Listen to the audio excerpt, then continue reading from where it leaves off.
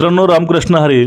बघा, एक महिलाचं विधेयक हे लोकसभेमध्ये पारित करण्यासाठी आलं होतं. मग ते विधेयक ह्या विरोधकांच्या नाकर्तेपणामुळं किंवा ह्या विरोधकाच्या मनात जो स्त्रियाचा द्वेष आहे, तो द्वेष परत या आज संपूर्ण भारतासमोर आलाय. आणि त्यामध्ये महिलांना दुय्यम स्थान पाहिजे, महिला पुढे येऊ नयेत, महिला राजकारणामध्ये राहू नयेत, अशी ह्या लोकांची दुष्ट भावना आहे. आता यामध्येच महाराष्ट्रामध्ये जर पाहायचं गेलं तर उबाटा गटाच्या एक खासदार महिला, त्या परप्रांतीय आहेत, हिंद भाषिक आहेत, प्रियंका चतुर्वेदी. सध्या उबाटाचं राजकारण जे पेटलेलं आहे, जे राजकारण चाललंय, त्यामध्ये जे काही गट पडत आहेत, त्याला कुठंतरी प्रियंका चतुर्वेदी नावाची एक अत्यंत शातीर आणि हुशार महिला कारणीभूत आहे असं पण बोललं जातंय.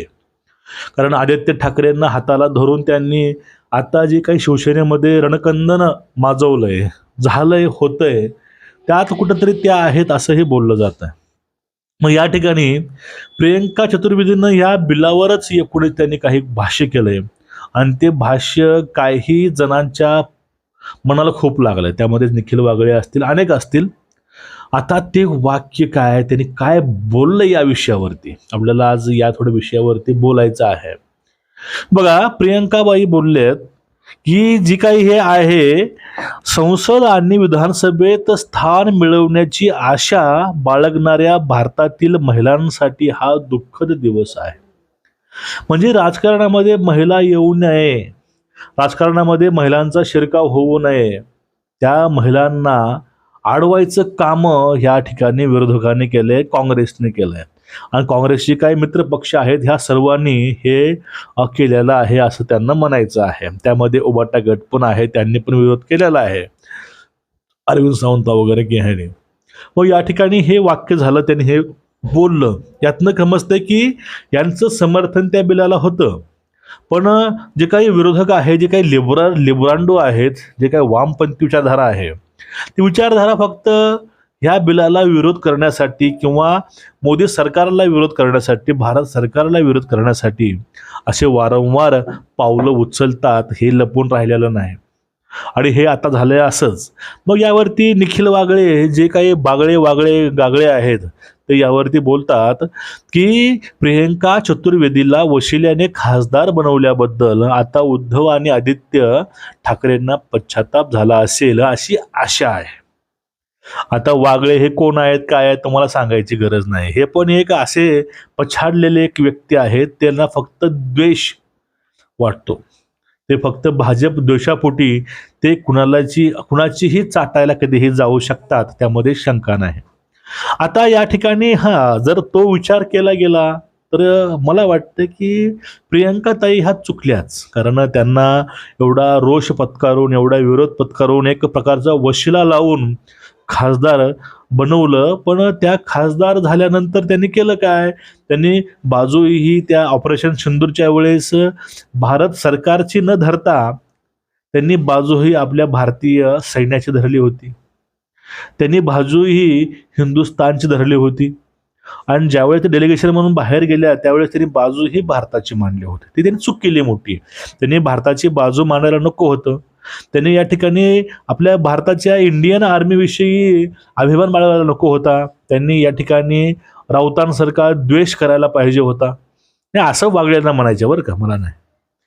पण या ठिकाणी झालं नाही. या ठिकाणी प्रियंकाने बाहेर जाऊन सांगितलं की मोदी हे कसे सक्षम नेतृत्व आहेत, भारताची भूमिका कशी असते, भारताने जे ऑपरेशन केले ते ऑपरेशन कसं योग्य आहे, हे दाखवायचे काम त्या ठिकाणी ह्या डेलिगेशननं केलं. त्यामध्ये अनेक काँग्रेसशी होते, त्यांनी पण चांगली बाजू मांडली. पण ते सगळे जे गेलेले डेलिगेशन्स होते, त्यांच्या विरोधामध्ये जी काही लाट या भारतामध्ये पसरली, ते सुद्धा लोकांनी पाहिलंय. आता त्याच प्रियंका वारंवार त्यांना जे काही हेतू आहेत गव्हर्नमेंटचे ते आवडतात, काहीतरी निर्णय आवडतात. मग त्यामधलाच हा निर्णय होता की हा निर्णय असा होता, एक मतदान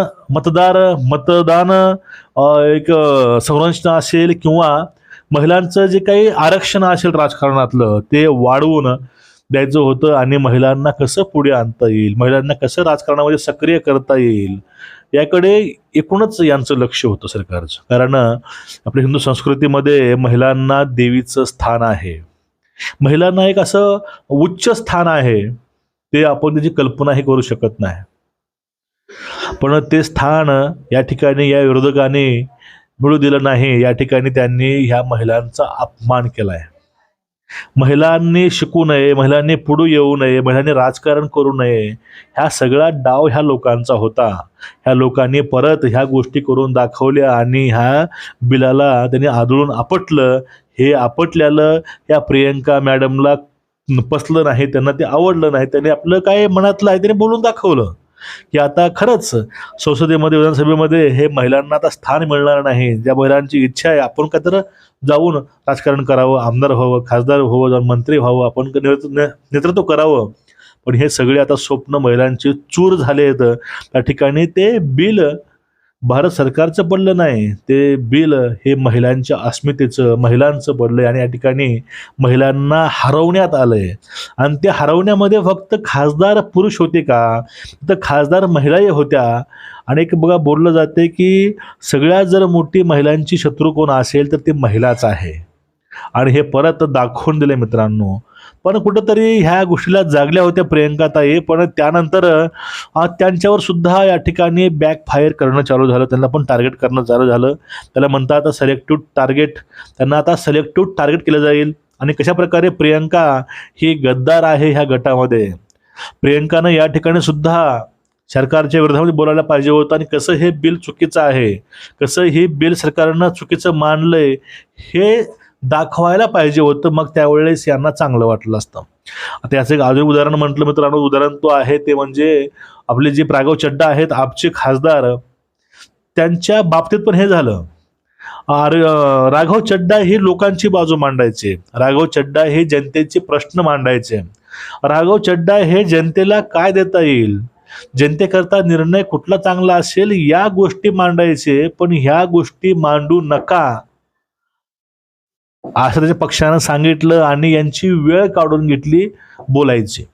आणि त्यांना सांगितलं तुम्ही या विषयावरती बोलायचं नाही, आपल्याला या विषयावरती बोलायचं नाही, आपल्याला मोदींना विरोध करायचा आहे, आपल्याला भाजपला विरोध करायचा आहे. ही या लोकांची मानसिकता आहे विरोधी पक्षाची. हे लोक कधीच कामाविषयी बोलणार नाहीत, हे लोक कधीच भारताविषयी बोलणार नाहीत. हे लोक फक्त भारताच्या विरोधामध्ये आता बोलू लागलेले आहेत.